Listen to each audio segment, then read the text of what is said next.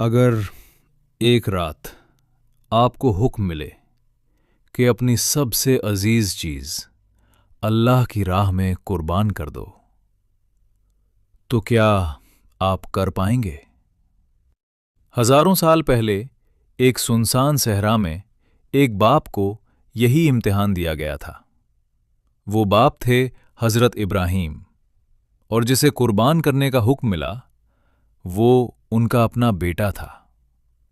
سوچئے، برسوں کی دعاؤں کے بعد ملنے والا بیٹا، ایک باپ اپنے دل پر پتھر رکھ کر یہ بات کیسے کہہ سکتا ہے؟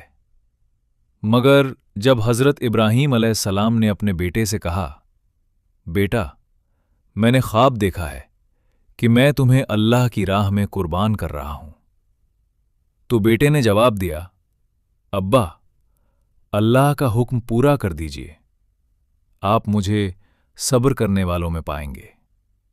یہ صرف ایک قربانی نہیں تھی، یہ ایمان کی وہ مثال تھی جسے تاریخ کبھی نہیں بھولے گی۔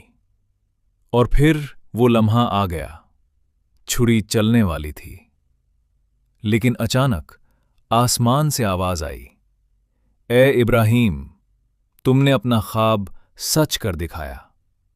اور اسی دن قربانی صرف ایک رسم نہیں رہی، بلکہ اللہ کے لیے سب کچھ چھوڑ دینے کی علامت بن گئی۔